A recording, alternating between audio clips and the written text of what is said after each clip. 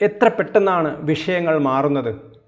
2-3 ദിവസമായി കേരളത്തിൽ ചർച്ച ചെയ്യപ്പെട്ട പ്രധാന വിഷയം ഭരണകൂടത്തിലെ ഉന്നതന്മാർ നടത്തുന്ന അഴിമതിയായിരുന്നു.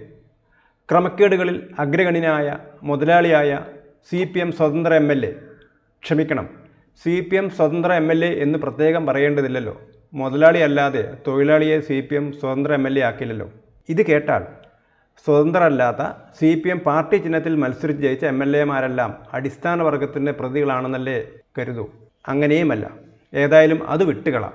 അതല്ലല്ലോ ഇവിടുത്തെ പ്രധാനപ്പെട്ട ചർച്ചാ വിഷയം. പിണറായി പ്രതിക്കൂട്ടിൽ നിൽക്കുന്ന സമയത്ത് പിണറായിയെ രക്ഷിക്കേണ്ട ചുമതലയാണ് VD സതീശൻ. അത് എല്ലാവർക്കും അറിയാവുന്നതാണ്. അത് അദ്ദേഹം ഇത്തവണയും നല്ലവണ്ണം നിർവഹിച്ചു. എന്തൊക്കെയായിരുന്നു ആരോപണങ്ങൾ? ADGP കൊലപാതകിയാണ്, അദ്ദേഹം കള്ളക്കടത്തുകാരെ സഹായിക്കുന്നു, സ്വപ്ന സുരേഷ് കേസിൽ അദ്ദേഹം ഇടപെട്ടിരുന്നു, മുഖ്യമന്ത്രിയുടെ പൊളിറ്റിക്കൽ സെക്രട്ടറി മാഫിയ പ്രവർത്തനങ്ങൾക്ക് കൂട്ടുനിൽക്കുന്നു, കരിപ്പൂരിൽ കസ്റ്റംസുമായി ധാരണയെത്തി പോലീസ് പിടിക്കുന്ന സ്വർണം ഉരുക്കി സ്വന്തമാക്കുന്നു. ഇതിൽ പലതും ഉന്നയിച്ചത് ഭരണകക്ഷി MLA തന്നെ. ഒരിക്കൽ പിണറായിയുടെ സ്വന്തക്കാരനായ ആൾ ചോദിക്കുന്നു, പിണറായി നേരെ വീട്ടിൽ നിന്ന് മുഖ്യമന്ത്രിയായതാണോ? ഇത്രയൊക്കെ പറഞ്ഞിട്ടും ആരോപണ വിധേയനായ ADGPയും മുഖ്യമന്ത്രിയുടെ സ്വന്തക്കാരനുമായ MR അജിത് കുമാർ പദവിയിൽ തുടരുന്നു. അയാൾക്ക് നേരെ പ്രഖ്യാപിച്ച അന്വേഷണം അയാളുടെ കീഴ് ഉദ്യോഗസ്ഥർ നടത്തുന്നു. നമ്മുടെ MLA ഇതിനെ കണക്കാക്കുന്നത് സ്കൂൾ ഹെഡ്മാസ്റ്റർക്കെതിരെയുള്ള അന്വേഷണം സ്കൂളിലെ ബെല്ലടിക്കുന്ന പ്യൂൺ നടത്തുന്നത് പോലെയാണ്. എന്നാൽ ഇത്രയൊക്കെ ആയ സ്ഥിതിക്ക് കുറ്റാരോപിതരെ മാറ്റി നിർത്തിയോ? ഇല്ല. എന്നാൽ ആരോപണങ്ങൾ വ്യാജമാണെങ്കിൽ അവ പരസ്യമായി ഉന്നയിച്ചതിന് അൻവറിനെതിരെ നടപടിയെടുത്തുവോ? അതുമില്ല. ഇപ്പോൾ ഇടതുമുന്നണി കൺവീനർ EP ജയരാജനെ മാറ്റിയതും ആരും ചർച്ച ചെയ്യുന്നില്ല. എല്ലാവർക്കും വേണ്ടത് RSS ജനറൽ സെക്രട്ടറി ദത്താത്രേയ ഹൊസബളയെ ADGP അജിത് കുമാർ 1 വർഷം മുമ്പ് കണ്ടതാണ്. ഇത് ആർക്കൊക്കെ അറിയാമായിരിക്കും? 1, അജിത് കുമാറിനറിയാം. 2, കാണാൻ കൊണ്ടുപോയിട്ടുണ്ടെങ്കിൽ അത് സംഘടിപ്പിച്ച RSS സംഘാടകർക്കറിയാം.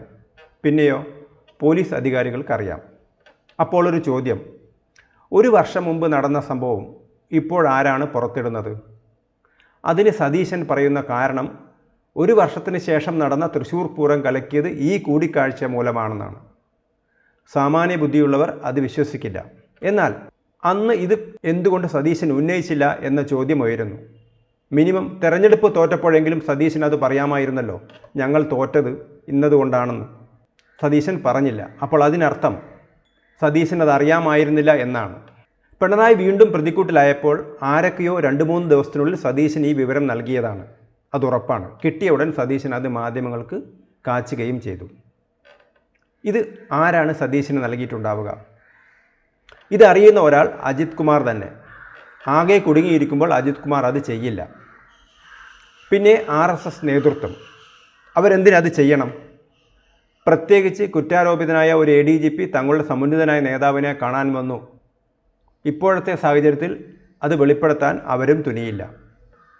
പിന്നെ വെളിപ്പെടുത്തിയത് ആരായിരിക്കും? പിണറായി തന്നെ.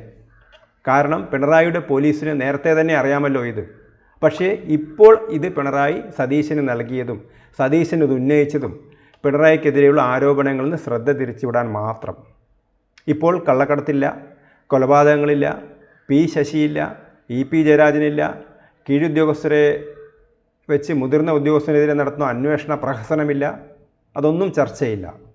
ദത്താത്രേയ ഹൊസബളെ ADGP അജിത് കുമാർ കണ്ടത് മാത്രമാണ് ഇവർക്കെല്ലാം ചർച്ച ചെയ്യാനുള്ളത്. അതിലെന്താണ് വാർത്ത?